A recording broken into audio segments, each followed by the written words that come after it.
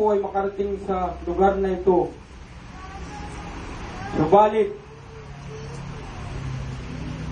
hindi po ito ang dahilan para kayo ay pumunta rito. Ang sino pong nangimbita sa inyo, ito po, sila po ay ginagamit lamang ng ating Panginoon upang kayo po ay makarinig ng mabuting salita ng Panginoon. Amen!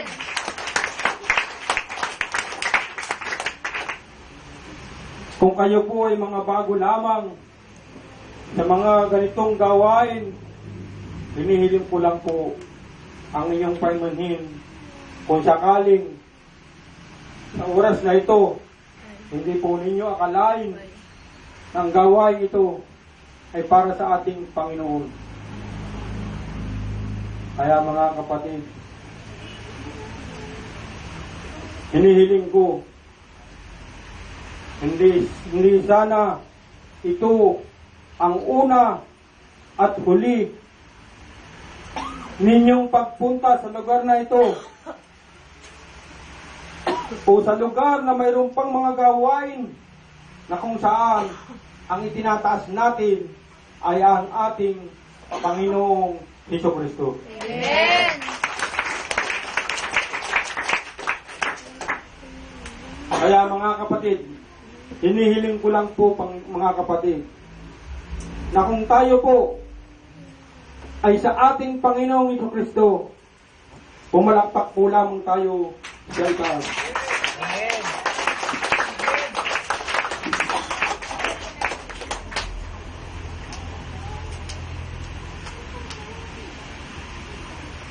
Salamat mga kapatid.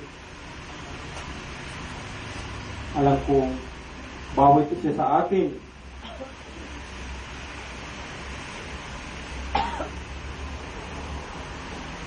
ay kinakasiha ng Panginoon sa umagang ito.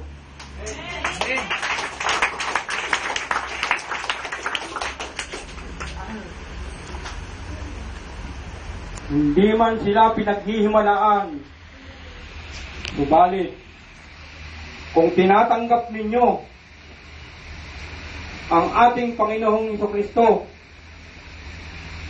na siyang Diyos at tagapagligtas ng ating buhay, siya po ay nandiyan sa ating puso upang ano man po ang inyong naisin, ano man po ang inyong ginagawa, kung ito po ay may kasamaan, kung ito po ay may pagkakamali, siya po ay nangungusap sa inyo, anak, huwag mo nang gawin. Amen!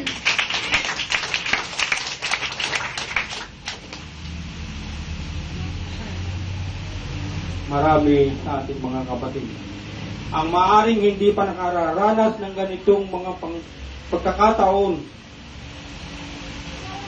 na nararamdaman ng bawat isa na ang ating Panginoong Jesucristo ng kanyang Espiritu ay gumagalaw at gumagawa sa ating katauhan.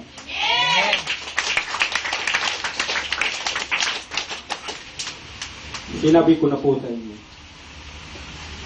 ang mga bata po ang kalugod-lugod sa harapan ng Diyos. Amen!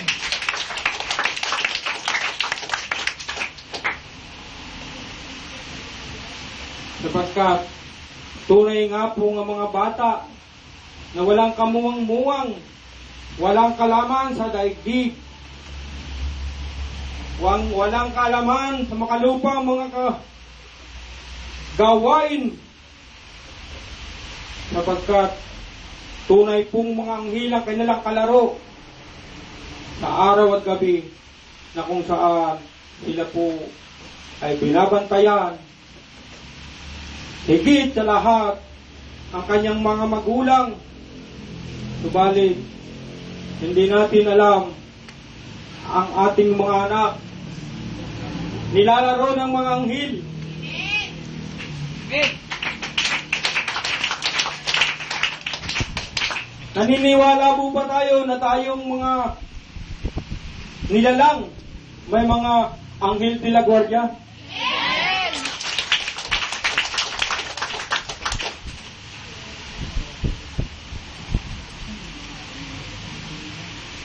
Totoo po.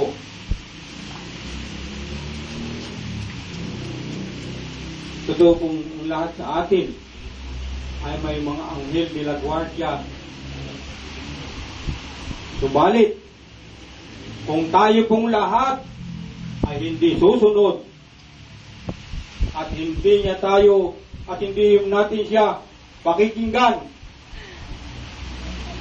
at tayo po ay magbibingi-bingihan at kung tayo po kunyari walang pakiramdam mga manhid, ang ating pong anghel de la guardia ay nananangis sapagkat ang nais po niya tayo pong lahat ay maihatid sa paanan ng ating Panginoong Jesucristo. Amen.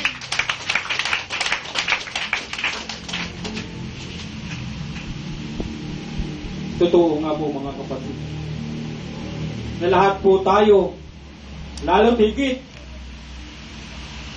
sa mga bago pa lamang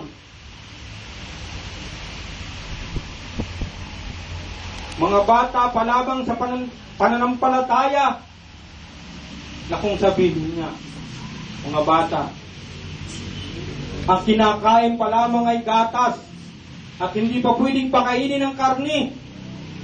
Ito po ang kasintulad ng ating mga katawan ng lahat ng mga nilalang na bago pa lamang po sa pananampalataya, nag-aaral pa lamang po tayo kung paano po tayo lalapit sa Panginoon, kung paano po tayo magiging matatag kung sakaling dumating ang mga unos, kung sakaling dumating ang mga pagsubok na yan, gabundok na pagsubok na kung saan ang bawat isa ay daranas ng pagsubok na yan, wala pong makaliligtas, walang makalilibre, sapagkat ito po ay ginawa ng Panginoon upang ang lahat po, ang lahat ng nilalang ay katulad din po ng isang ginto na ito po ay nagdadaan sa apoy upang makita ang kakinangan, upang ang lahat po ng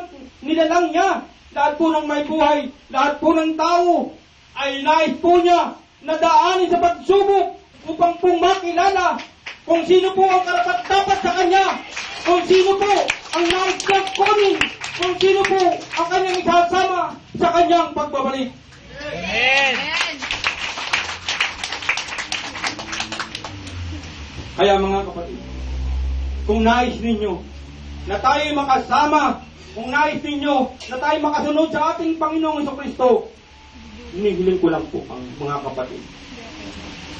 Sundin po natin ang pinag-uutos ng ating ng aklat ng ating Panginoon na kung saan siya po nating pagnilay-nilayin, basahin po natin sa araw-araw. Tayo po ay mag-meditate upang malaman po natin kung totoo nga po ba na ang aking sinasabi ay may katotohanan.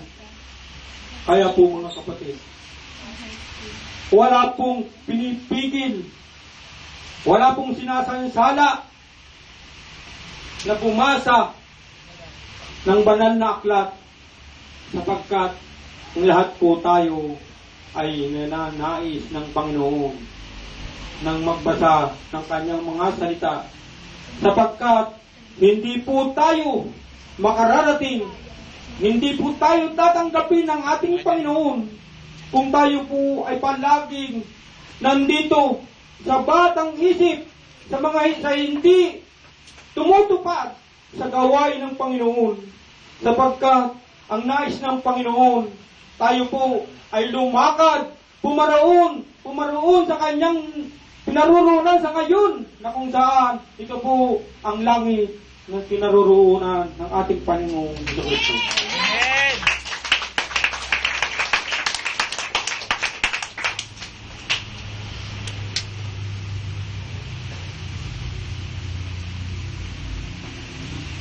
nung mga araw po, ang lahat po,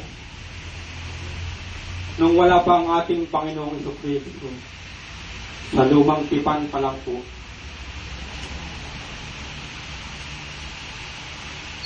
ang lahat po ng mga tao, ang lahat po ng nagnanais